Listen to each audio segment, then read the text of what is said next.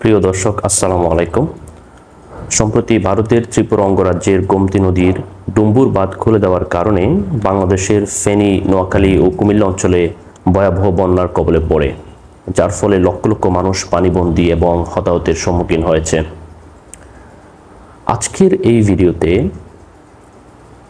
ভারত ফারাক্কা বাঁধ নির্মাণের মাধ্যমে কিভাবে প্রতিবেশীদের উপর পানি সন্ত্রাস বা ওয়াটার টেরোরিজম সংগঠিত করছে এবং ফারাক্কা বাঁধ কেন তৈরি করা হলো, ফারাক্কা বাঁধের তথ্যচিত্র এবং ফারাক্কা বাঁধের ফলে বাংলাদেশের নদ নদী কীভাবে ক্ষতির সম্মুখীন হয়েছে এবং সুন্দরবনের জীববৈচিত্র্য কীভাবে ক্ষতির সম্মুখীন হয় তা নিয়ে আপনাদের সামনে একটি তথ্যচিত্র তুলে ধরব। সো আমার সাথেই থাকুন। ফারাক্কা বাঁধ গঙ্গা নদীর উপর অবস্থিত একটি বাঁধ। ভারতের পশ্চিমবঙ্গ রাজ্যের মালদহ ও মুর্শিদাবাদ জেলার এই বাঁধটি অবস্থিত। বাংলাদেশের বর্ডার থেকে এর দূরত্ব প্রায় 18 কিলোমিটার। ফারাক্কা বাঁধ নির্মাণ কাল হচ্ছে 1961 থেকে 1975 সাল। 1975 সালের 21শে এপ্রিল এই বাঁধটি চালু করে দেওয়া হয়। এতে মোট 109টি গেট রয়েছে। সো বুঝে যাচ্ছে এই ফারাক্কা বাঁধটি কত বিশাল এবং অনেক পুরো গঙ্গা নদীর উপর দিয়ে এই বাঁধটি নির্মাণ করা হয়েছে। 1950 ও 1960-এর দশকে কলকাতা বন্দরের কাছে হুগলি নদীতে পলি জমা একটা বড় সমস্যা হয়ে দাঁড়ায়। পলি জমার কারণে কলকাতা বন্দরে জাহাজ ভেড়ানোর অসুবিধা সৃষ্টি হয়। এই পলি নিষ্কাশন বা পলি অপসারণের নাম করে ফারাক্কা বাঁধ নির্মাণ করা হয় গঙ্গা নদীর উপরে।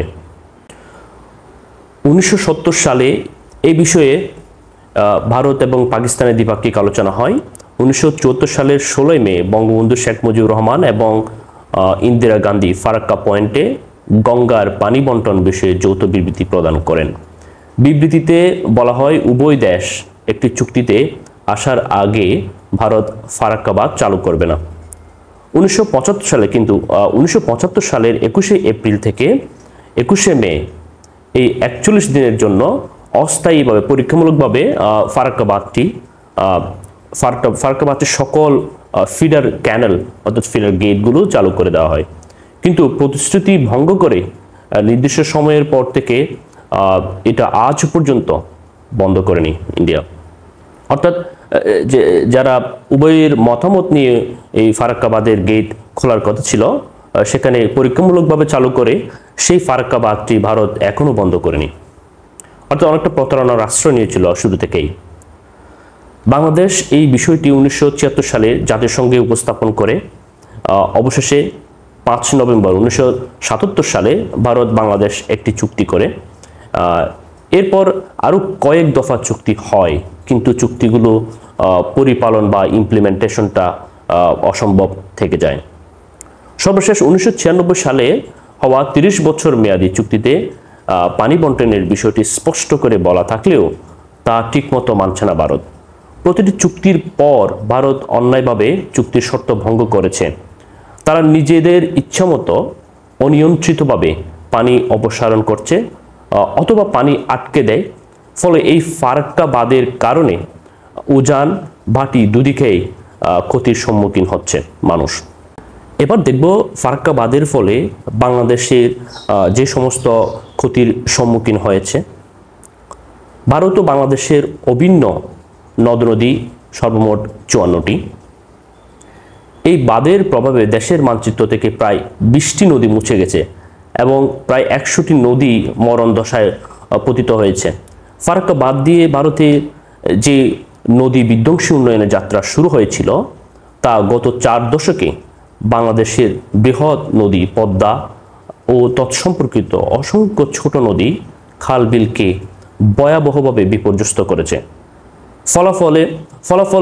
এর ফলাফলে অনেক নদ নদী পরিণত হয়েছে ময়লার ভাগাড়ে এবং ফারাক্কা বাঁধের কারণে পদ্মা নদীর উল্লেখযোগ্য অংশ এখন শুকিয়ে গেছে এবং চরে রূপান্তরিত হয়েছে।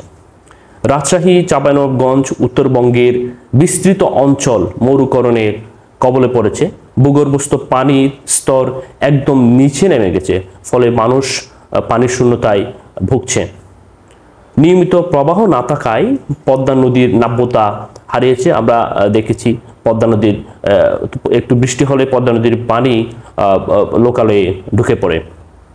তো পদ্মা নদীর নাব্যতা হারিয়ে ফেলে, ফলে বর্ষা মৌসুমে ফারাক্কার গেট খুলে দিয়ে বাংলাদেশের ভয়াবহ বন্যার কারণে বন্যার কবলে পড়ে প্রতিটি বছর। খুলনা অঞ্চলে লবণাক্ততা বৃদ্ধি পেয়েছে, ফলে বিশুদ্ধ পানির অভাবসহ জীববৈচিত্র্যের মারাত্মক হুমকিতে পড়েছে। সবচেয়ে বেশি ক্ষতিগ্রস্ত কৃষিখাত। মাটির আর্দ্রতা, লবণাক্ততা, মিঠা পানির অপ্রাপ্যতা কৃষির মারাত্মক ক্ষতি করেছে।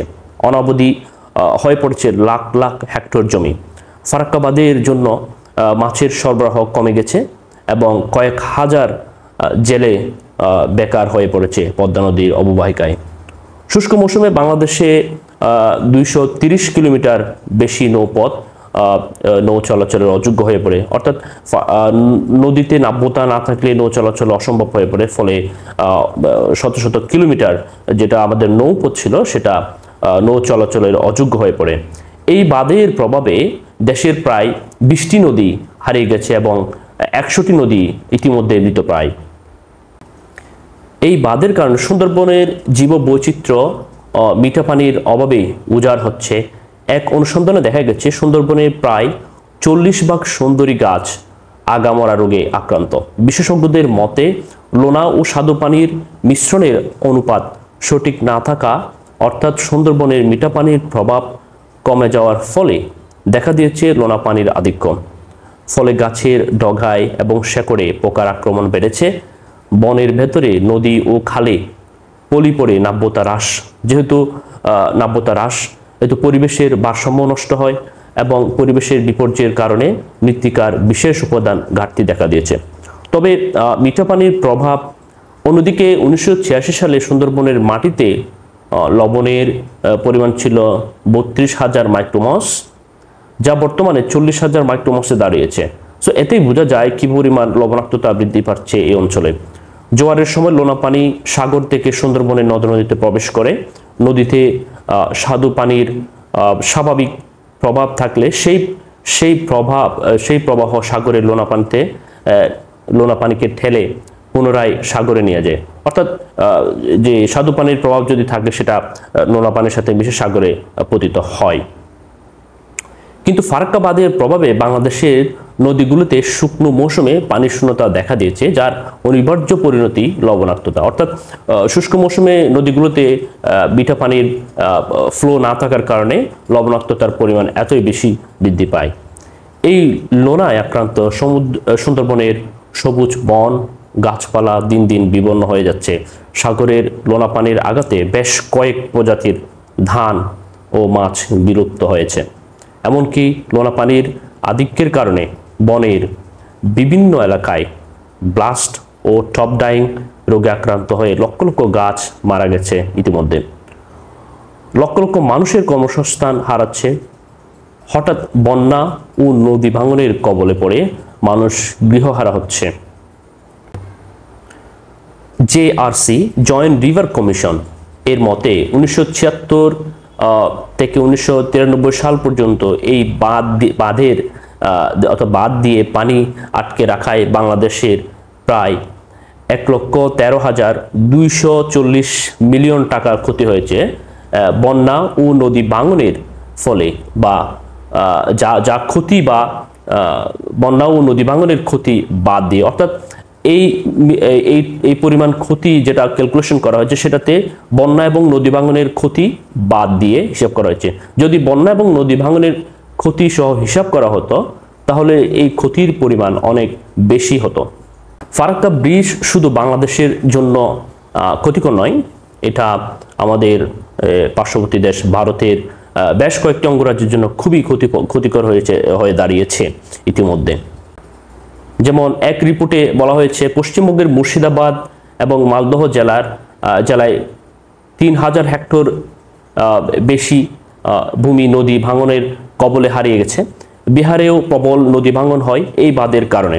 এছাড়াও এই সকল এলাকায় ভয়াবহ বন্যার কবলে পড়ে প্রতি বছর। বিহারের মুখ্যমন্ত্রী নীতিশ কুমার ফারাক্কা ব্রিজ ধ্বংস করে দেওয়ার দাবি জানিয়ে এসছেন অনেক দিন ধরে। River expert Raymond Magsaysay award winner Rajendra Singh, যিনি ইন্ডিয়াতে ওয়াটারম্যান হিসেবে পরিচিত, একটা আন্তর্জাতিক সম্মেলনে তিনি বলেন, Farakka is inauspicious for Bihar. It is a curse which need to be removed because unless and until we remove it, we cannot move forward. অর্থাৎ উনি বলতে গিয়েছে এটা একটা অভিশাপ, বিহার এবং পার্শ্ববর্তী অঞ্চলের জন্য এটি একটি অভিশাপ হিসেবে দাঁড়িয়েছে, এবং আনটিল অ্যান্ড আনলেস যতদিন পর্যন্ত আমরা এটা ধ্বংস করতে না পারি ততদিন আমরা সামনে এগিয়ে যেতে পারবো না, ওনার ভাষ্যমতে। এ থেকে বোঝা যায় ভারত যদিও তাদের লাভের জন্য এই বাঁধটি তৈরি করে, কিন্তু তারাও আলটিমেটলি ক্ষতিগ্রস্ত হচ্ছে।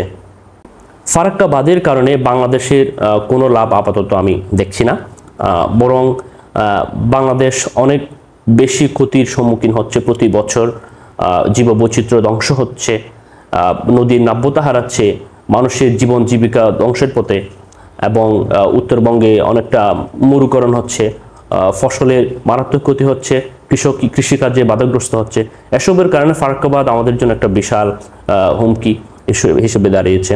আমাদের অনেকেই বলে আমরা এটার কাউন্টার মেজার হিসেবে কি নিতে পারি, ফারাক্কার এগেনস্টে আমরা আরেকটি ব্রিজ, আমরা যদি আরেকটি বাঁধ নির্মাণ করি তাহলে ইন্ডিয়ার এগেনস্টে এটা একটা আমাদের প্রতিফল বা আমরা একটা প্রতিশোধ নিতে পারি। আসলে কাউন্টার মেজার এমন জায়গায় নেওয়া যায় যে সমস্ত নদীগুলো মোটামুটি কন্ট্রোলেবল, বাট গঙ্গা বা পদ্মা নদী এগুলো প্রমত্তা নদী, এখানে আপনি ব্রিজ নির্মাণ করলে এটার ফল কীরকম আসতে পারে সেটা নিয়ে অনেক সন্দিহান, এক্সপার্টরা অনেক বেশি নেগেটিভলি এটাকে উপস্থাপন করেছে।